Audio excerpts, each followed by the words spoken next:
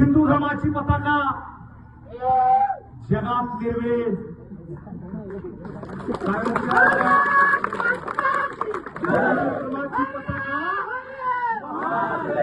हिंदू धर्माची पताका जगभर निर्वेद.